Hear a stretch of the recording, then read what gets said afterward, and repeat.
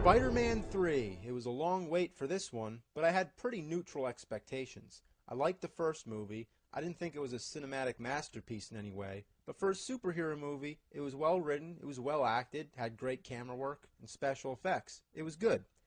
But with all sequels, what happens? They just get worse. Well, that was until I saw Spider-Man 2. That proved me wrong. The fight with Doc Ock on the side of the building? Awesome. It was everything that Spider-Man should be, and the story was a lot deeper, with Peter trying to figure out how to live his life with this superhero persona, much like in Superman 2. Remember that? So the first film laid the groundwork, the second movie just built on top of that and progressed the story further, and the third one, I can say, it met all expectations. It tied up the loose ends, it resolved everything, and it was a fun trilogy of films. The action scenes were amazing. The Sandman effects were really interesting. I actually don't think I've seen such a fascinating villain since the liquid metal T-1000 in Terminator 2. I mean, just the way he shifts shapes, and I remember one part where Spider-Man sweeps out his legs and the rest of the body just collapses. Again, was it a great movie? Well, it depends on which way you look at it. As a superhero movie, it was just fantastic. It was like a comic book on the big screen. And isn't that what it should be? The storyline felt like they had about 10 million ideas, and they decided to use every single one. Some might say that's a bad thing and it overcomplicated the movie, but I think it worked great and it only made it so much more entertaining. I don't remember it dragging much at all. There was something new going on in every scene. Maybe a little of the dialogue could have been cut down, but where it counts, everything was great. Some parts were a little silly, and if you saw the movie, you probably know exactly what I'm talking about, which shows that they were really having fun when they made this movie, and that fun should transcend onto the audience, and for me at least, I thought it was pretty funny. Well, I thought this movie seemed pretty short, although I've heard over and over everybody saying it's too long. I would have never thought such a thing. I figured it was definitely under 2 hours, but I was wrong. Whatever the case, all that matters to you is if the movie feels long or not, and to me, it didn't. Another complaint I hear is that there's too many villains.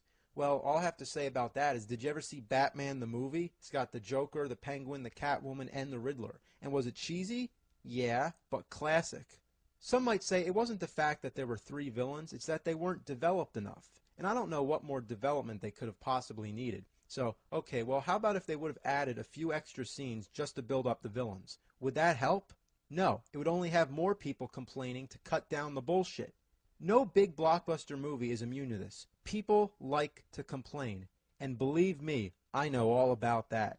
When I portray the angry video game nerd, I rip apart all kinds of games based on any flaws I can find, except I do it for the sake of entertainment. In the same way, critics and fans are picking Spider-Man 3 to death. So you can either choose to be critical or not.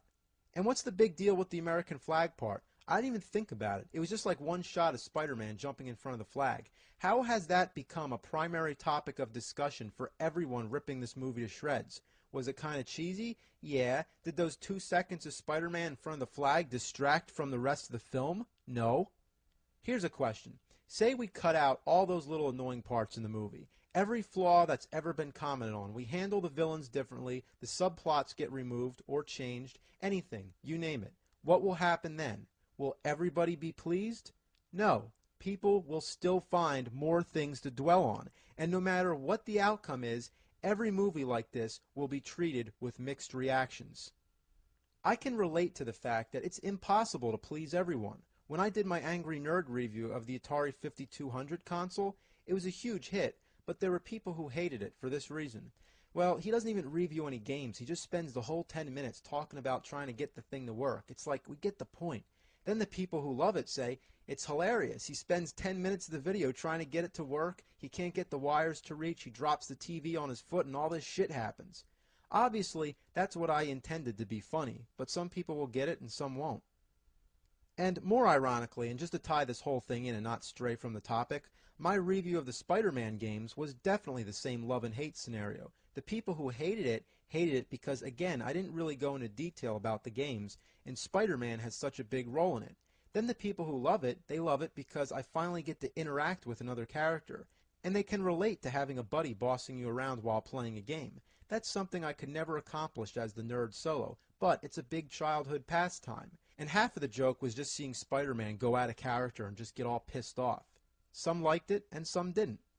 But anyway, that's all I have to say about Spider-Man 3. I just wanted to point out that everybody has different opinions, so there's no way I can guarantee that you'll like this movie, but I say check it out because I thoroughly enjoyed it and I think it was the most fun of the franchise. Should there be a Spider-Man 4? No, definitely not. Even though it's inevitable, I really wish they would hold off for a little while. Well, one thing, it was the finale of the series. There were no loose ends, it resolved everything over the arc of 3 films. It's a great trilogy, and it should be left alone. Not to mention, this one will be really hard to top. But you know what I do want? Evil Dead 4. Please, Sam Raimi, don't do Spider-Man 4. Do another Evil Dead with Bruce Campbell. We are craving it, man. I know there's a remake planned, but no Bruce. So come on, Evil Dead 4.